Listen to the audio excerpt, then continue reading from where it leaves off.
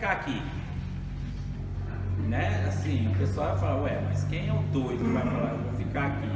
Né? Todo mundo ia querer subir. Então, já o caso, nós vamos ver que Jesus foi lá para pregoar que Ele era o Senhor. E que aqueles a quem não acreditou nele são dignos de estar ali. Eu vou fazer uma pergunta, ainda está gravando ainda não, né? Está gravando. Já? Mas então, enfim. Desculpa, tá? Não, tudo bem. Olha só. Quer que pare a gravação? Não, já tá aí, deixa. Só uma pergunta para vocês aqui. O entendimento nos faz pensar. Então vamos lá, deixa eu tentar reformular essa pergunta. Já peguei minha esposa, já falei muito sobre ela com isso, mas ela às vezes não entendeu no final. Depois de uns 3, 4 dias, caiu a ficha. Mas vocês vão ter que cair agora. Tá? O que é que condena o homem ao inferno?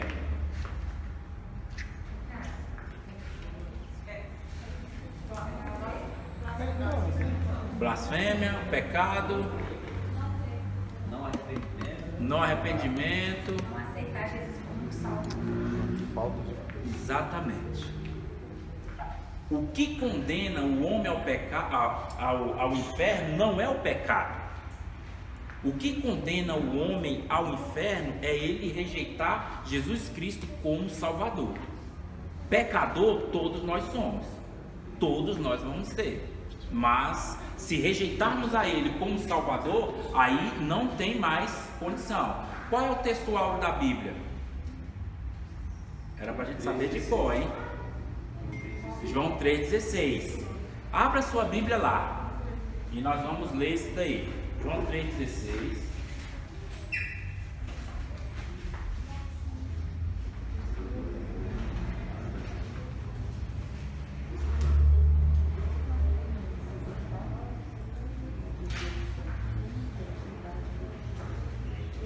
Eu gostaria que todos que tivessem a Bíblia aí abram, porque isso daí eu acho que você vai ouvir algo que talvez você tenha esquecido. E é por isso que eu pedi para lerem aquele capítulo. Por quê? Porque ali é como se diz, quando Jesus purificou no início do seu ministério, quando ele fez um chicote e botou os cambistas para correr, e já no final do seu ministério, na segunda-feira da semana da Páscoa, ele foi lá de novo e fez aquilo, e foi a hora que Anás falou, não, nós temos que dar um jeito nesse cara. Não vamos matar ele, né? Ele está tomando o nosso comércio aqui. E aqui fala o porquê, porque as pessoas vinham de longe, os animais vinham cansados, e aí ele não aceitava o animal, aí a pessoa tinha que vender aquele animal, vendia por uma outra moeda, aí ele tinha que trocar por uma moeda do templo. Então quer dizer, só nessas jogadas aí ele acabava perdendo dinheiro, e depois comprava o animal que era do próprio sacerdote. Então tinha toda essa história aí.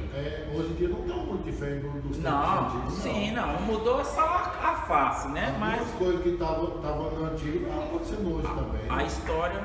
a história nos adverte isso daí. O que está escrito em João 3,16? Deus amou o mundo de tal maneira que não poupou seu próprio filho, mas continua? Não está ligado?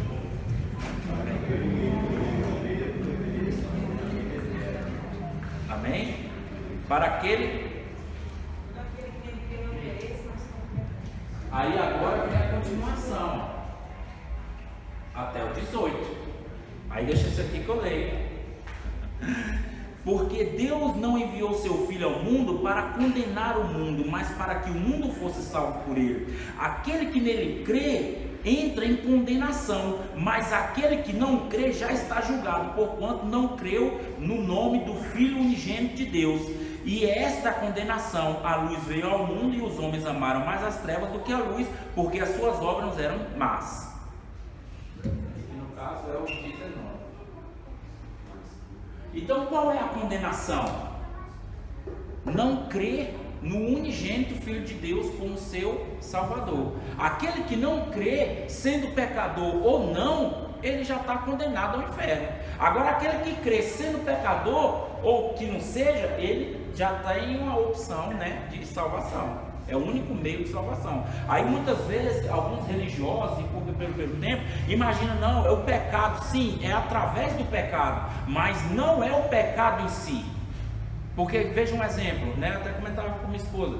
Quem foi Davi? Você teria coragem de dizer que Davi era o homem segundo seu coração se você fosse Deus? Você teria coragem de colocar Arão para ser sumo sacerdote depois dele ter feito todo o povo adorar, né, a um Deus estranho com um bezerro de ouro? Aí Deus fala, não, você agora vai ser o sumo sacerdote. Eu acho que nenhum de nós teria feito isso. Ela, não, olha, você pisou na bola demais. Depois que Moisés, né, quebrou as tábuas, Deus falou, não tem problema, Moisés, agora você vai lavrar mais 2 pedras, você vai subir. Você vai passar 40 dias lá, aquela pedra que tu quebrou, que eu escrevi, agora você vai escrever. E depois você vai descer. Deus não tem nada contra o recomeço. Mas nós, a princípio, tinha falado, não, esse obreiro caiu, isso aí não serve mais. Coloca outro. Né? E Deus, a gente vê que é diferente. Tá. Foi só uma passagem intermediária. Aí, na página 49, né, lá em cima. As casas em cidades muradas, que está falando da cidade de refúgio, elas não podem ser resgatadas depois que passam o ano do negócio. Isso porque depois de 12 meses, né, poderiam ser resgatadas. Tipifica que depois que o homem morre, não tem mais como resgatar a sua alma, que deve ser resgatada em vida, pela confissão de fé no sacrifício em Cristo e em graça, e em vida no corpo. Esta é uma lei espiritual. Um ano de redimir-se é o tipo do ano aceitável do Senhor, que é o ano da graça. Depois você continua lendo isso daqui para você ter uma noção do que era esse trato. Né? Que o homem, qual era esse corpo, né? Essa cidade era o nosso corpo. Aonde está o que? A nossa alma. E a nossa alma só pode ser resgatada nessa vida e nesse corpo. Depois que nós morremos, né, que é o caso daqueles que estão no Hades, eles não podem mais ser pago a sua dívida, como o ano da graça. Por quê? Porque o ano da graça deles se passou, que era o tempo que ele estava no corpo. Por isso que a Bíblia diz, depois da morte, sexo e o juízo. Então eles não tinham mais a opção dessa salvação. Tá, isso aqui eu só estou pincelando aqui com vocês. Agora vamos lá, vamos começar a nossa obra propriamente dita, né, do Messias. E aí é a hora que você vai começar a anotar, porque senão a gente vai perder muito tempo aqui. Deixa eu ver essa figura que o irmão colocou. Ele colocou as 3. Tá, essa primeira aqui, não diferente da segunda, né?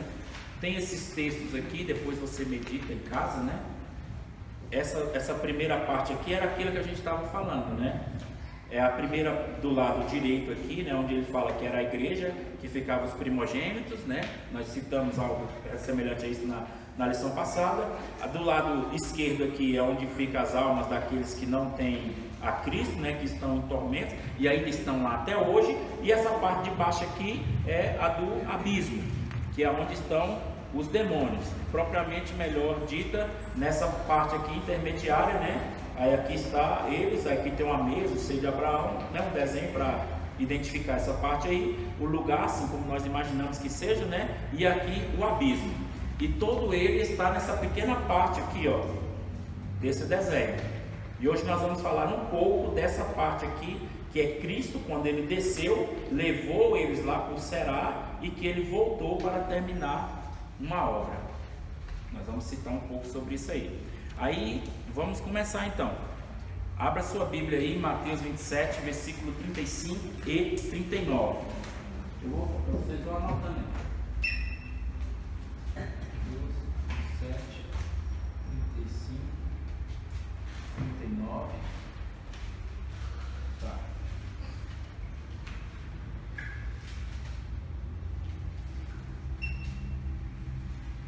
46.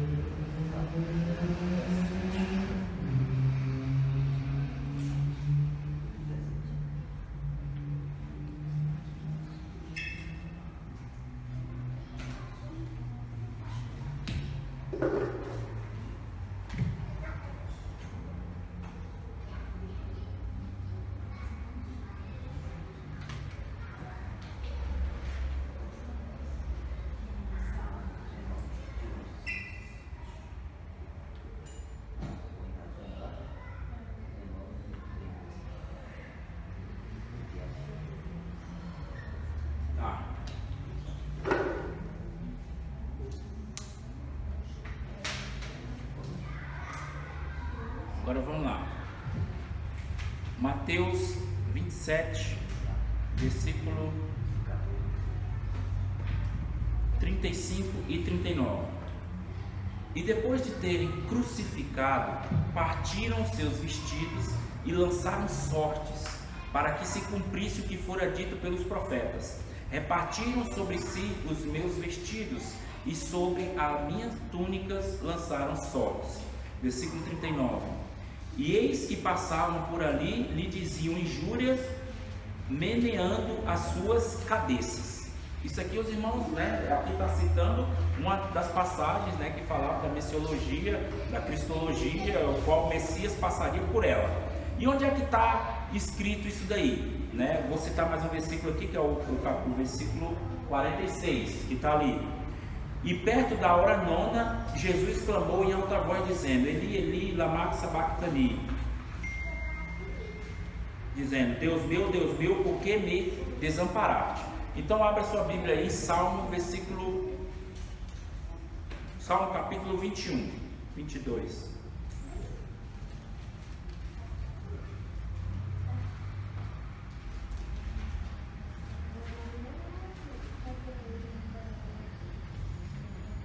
Quem viu isso daí? O salmista Davi. E ao escrever, né, este salmo, certa vez os sacerdotes chegaram para Jesus, né, e perguntaram algo para ele. Ele foi e falou: não, tudo bem, eu vou responder isso para vocês, mas eu quero que vocês me respondam algo. Por que Davi disse: diz-me ao meu Senhor a respeito de tais coisas? Por que Davi falou isso? Porque Davi tinha visto essa parte da escritura aonde os evangelistas, que no caso era mais para frente, né, foi Marcos, João, Mateus e Lucas, não escreveram. E é como se ele tivesse escrito. E se nós colocássemos numa ordem cronológica, essa daqui seria aquela parte que identificava onde Cristo estava na cruz. No capítulo 22, versículo 1, ele diz: Deus meu, por que me desamparaste? Por que estás de tão longe a me socorrer-me, e tão distante a palavra do meu clamor? Aí aqui eu vou citando aqui os textos aqui, né? O versículo 7 é idêntico ao versículo 39 que nós lemos. Jesus não clamou: Eli, Eli, lama sabachthani, por que me desamparaste? Né? E aqui era como se o salmista tivesse visto isso acontecendo naquele tempo, como se Deus tivesse mostrado isso para ele. O versículo 7: todos que me veem zombam de mim e fazem gestos com os seus lábios e meneiam a sua cabeça, dizendo: confiou no Senhor Jeová, que é Ele que o livre e Ele que o salve, pois nele tem prazer. Não sei se você consegue conectar essas frases, né? Às vezes com uma palavra um pouco diferente, mas não foge muito ao contexto daquela história onde nós conhecemos que Cristo estava na cruz. Então o versículo 7 é o mesmo que o versículo 39 de Mateus 27.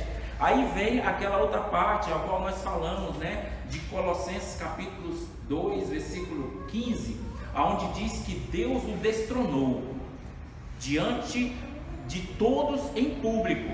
Mas quem foi que viu? Que público é esse, né, que ninguém conta essa história? Então vamos lá, versículo 7, ou melhor, versículo 11. Depois você lê ele melhor. Isso aqui nós só estamos dando uma pincelada, para depois você voltar e contradizer com aquilo que você já conhece. Não te distancies de mim, porque na angústia se aproxima e não há quem me ajude. A Bíblia diz que Cristo falou salmos inteiros, e dentre eles que ele citou, um era este. Jesus ficou na cruz de 9 da manhã às 3 da tarde. Só que na noite, que ele foi preso por volta de 9 horas da noite, aí ele começou a andar, ele ia de um lugar para o outro e apanhava, ele não dormiu. Passou a noite, né, tendo essa dificuldade, depois foi para a casa de Pilatos, depois voltou, enfim, né, essa aí é outra história. Aqui nós estamos falando só da parte espiritual. Então, o seu corpo estava muito debilitado.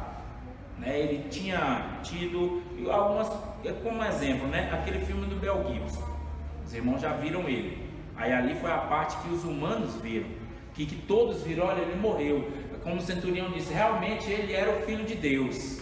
E aí a Bíblia diz que o que aconteceu naquela hora que ele expirou?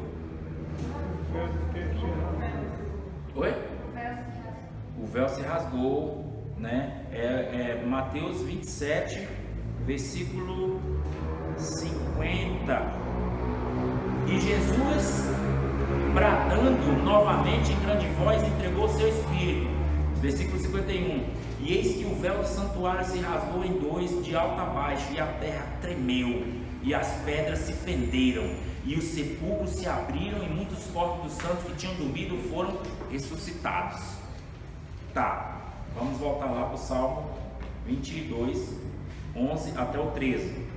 Rodearam muitos touros, fortes touros de Bazã me cercaram. Esses touros aqui simbolizam demônios, espiritualmente falando, é claro. Aqui o salmista está dizendo da morte de Cristo na cruz. Um dos salmos messiânicos de Cristo na cruz é este: abrem a boca contra mim como leões que rugem. Isso era o que o salmista estava vendo e que ele tentou descrever, né, quando o salmodiava e escrevia seus salmos. Um exemplo, Miqueias teve uma profecia onde fala daquelas torres gêmeas. Não sei se os irmãos lembram dessa história. Teve um tempo que muitas pessoas falaram sobre ela, né? Onde diz que um pássaro, né, de asas de ferro, né, viria e ia diante de duas torres, né, como se fossem torres grandes, como montes e tal. Isso também não tem isso no livro de Daniel capítulo 8. Também, né? Tem. Então o que eu estou tentando dizer é que eles tentaram descrever da maneira que eles entendiam o que eles estavam vendo. Um exemplo, o celular, se não me falha a memória, eu acho que ele é de 2003, né? 2002, alguma coisa nesse sentido. Tá, vamos dizer que você seja aí velho como eu, mais ou menos aí, eu vou pagar baixo, vamos dizer aí em 85. Como é? Você lembra o que você fazia em 1985? Tenta descrever um celular naquela sua época.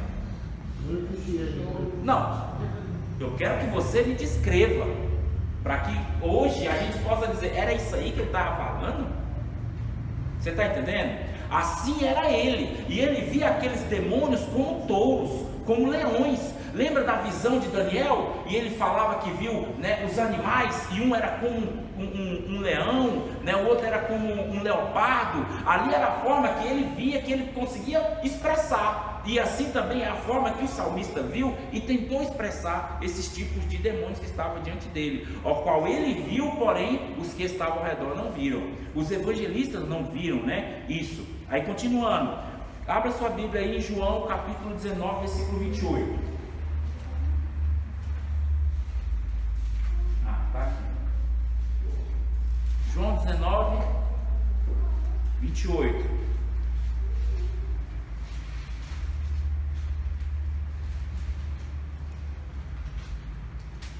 Quem encontrou aí pode ler. Depois, sabendo que Jesus que todas as coisas já estavam consumadas, para que se cumprisse a escritura, disse: tenho sede.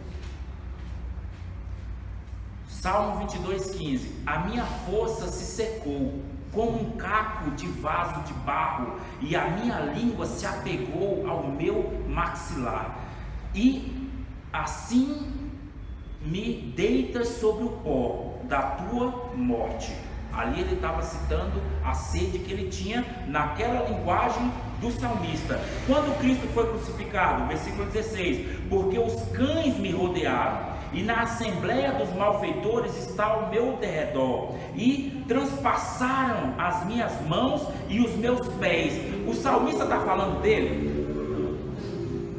Será que dá para você tentar conectar isso com Cristo? Né? Que transpassaram as suas mãos e os seus pés. E o versículo 17, onde ele diz: posso contar todos os meus ossos, enquanto eles me encaram com desprezo. E Versículo 18: e repartem os meus vestidos entre si, e sobre a minha túnica lançam sorte. Mas tu, ó Jeová, aí aqui entra aquela história dos nomes, né? Ali ele como Adonai, como Messias, mas veio o Pai como Jeová. Depois ele volta e tem esse nome como Jeová, mas ali ele estava como Cristo, como o Messias, como o homem, como de carne e osso, como eu e você, cheio de limitações. Aí ele diz, né? Livra a minha alma da espada e do poder do cão, né? Ou do demônio, vamos assim dizer, que rodeia a minha vida. É uma coisa que eu acredito que vocês nunca ouviram falar, mas é como diz Paulo, sustenta aí na minha loucura. O que ele estava querendo dizer aqui? É que antes dele morrer, ao salmodiar e ao dizer estas coisas, algo espiritual estava acontecendo naquele momento, aonde nós muitas vezes não vimos. Jesus foi preso às 21 horas, não dormiu, às 9 horas foi a Pilatos, depois foi assaltado, a sua coroa, né, de espinho foi levado na cruz e foi colocado das 9 da manhã até às 3 da tarde. João 19:30, foi o versículo que não leu, não? Leu 28, né? O que diz o 30 aí? Está consumado, né? Foi quando ele expirou, e assim dizendo. Aí deixa eu continuar aqui. Aí abre aí, não, Colossenses 2, 14, 15 é onde diz, né? Que havendo ele riscado a cédula que nos era contrária nas ordenanças celestial, cravando-as na cruz, e expôs em vitupério a sua vitória diante de todos os demônios, principados e potestades. E aí fica a pergunta, que nós vimos ele cravar na cruz, nós vimos, mas aonde foi essa parte onde ele diz que ele expôs os demônios, os principados em vitupério, e que ele foi sobre todos eles, e humilhou a cada um deles, e ele disse que foi em público. Como em público, se ninguém viu? Né? Aí agora entra aquela parte onde a gente fala, né? A Bíblia é como um quebra-cabeça. Você vai pegar um texto daqui, vai lá em Judas, volta em Gênesis, pega em Apocalipse, junta em Salmos, pega em Jeremias e vai juntando. Aí quem diz? Quem ouve e entenda, né? É como o Espírito também diz à sua igreja. Tá, então vamos lá. Hebreus 9, 11 e 12.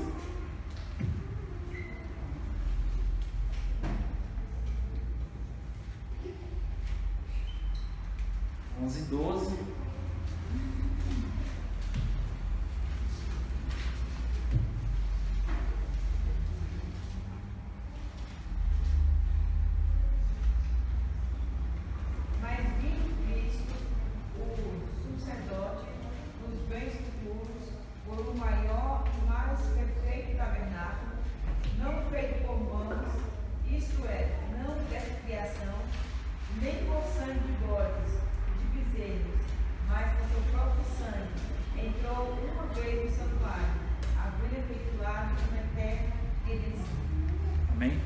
Quem encontrou aí Lucas 2,35?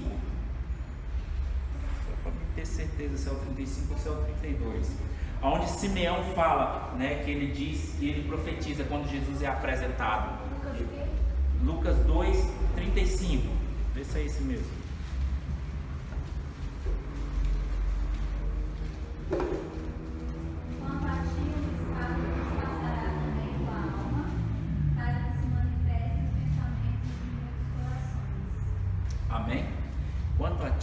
Uma espada transpassará a tua alma para que se manifeste.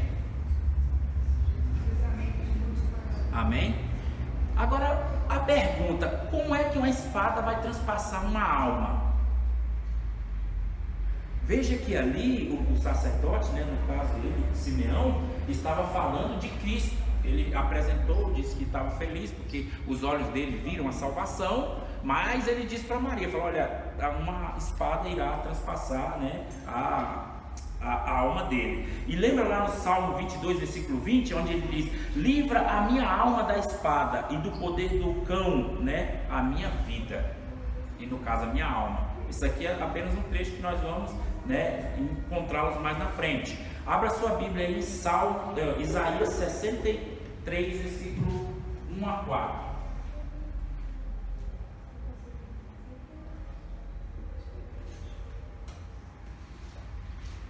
Aqui eu estou dando os textos, depois eu vou fazer um desenho aqui, você vai entender. É porque às vezes a gente faz um desenho e você não vê a complexidade de textos que tem por trás dele. Aí alguns até se fascinam, nossa, agora ficou fácil de entender. Mas por que era difícil? Porque você tinha que compreender tantos outros. Aí às vezes, né, uma figura fala mais do que 1000 palavras. Mas então, Isaías 63, eu vou ler aqui, de 1 a 4.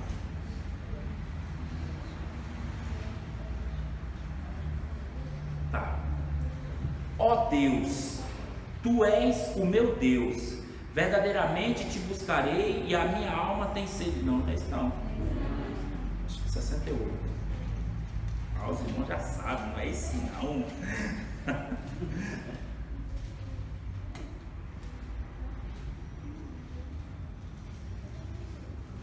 Nossa, eu não acredito. Irmão 4.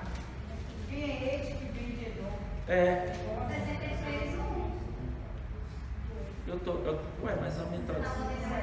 Ai, porque eu tô em Salmo, irmão. Eu falei, eu não acredito que eu perdi logo esse texto, não tem condição não, essa é Isaías. Aí complica. Tá. Isaías 63, de 1 a 4. Aí ele diz. O texto, né, aqui a epígrafe diz assim: a entrada do sumo sacerdote a santíssimo lugar celestial, depois da sua morte na cruz, segundo a visão profética de Isaías, e a luta do sumo sacerdote no Calvário. Esse é o título do capítulo 63, tá? Quem é este que vem de Edom, de Bosra, né, com vestes tintas de carmesim, vermelhos, né, claro. Este é o glorioso, o seu traje, e que marcha e ostenta a glória de sua força. Aí ele diz: sou eu quem fala em justiça, poderoso para salvar. Porque a tua túnica está vermelha e as tuas vestimentas como a daqueles que pisam as uvas do lagar? Eu sozinho pisei no lagar, né, os povos, e ninguém se achava comigo. Então eu os pisei na minha ira e os esmaguei na minha fúria, e o seu sangue salpicou as minhas vestes e manchou a minha túnica, porque o dia da vingança estava no meu coração e o ano dos meus redimidos é chegado. Essa daqui é uma parte que eu quero que você guarde aí com você agora. Quando foi que isso aconteceu?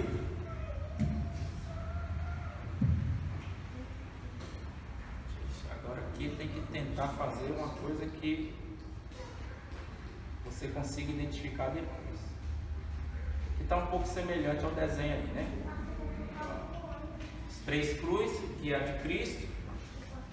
Eu vou tentar fazer uma réplica aqui desse, que é como se fosse o abismo. Aqui era, na verdade, o Hades, né? Aqui era o Seol. Nós sabemos que era o Senhor Abraão. Aqui era o abismo. Era a cruz. Tinha aquela porta, né? Que ele deixou. Tem um exemplo aí, né? De uma porta onde entra para algum desses lugares aqui. No caso, esse daqui já não sei se ainda tinha caminhada para isso ainda. Aqui, vou desenhar aqui as regiões celestes. Nós conhecemos como Vale da Sombra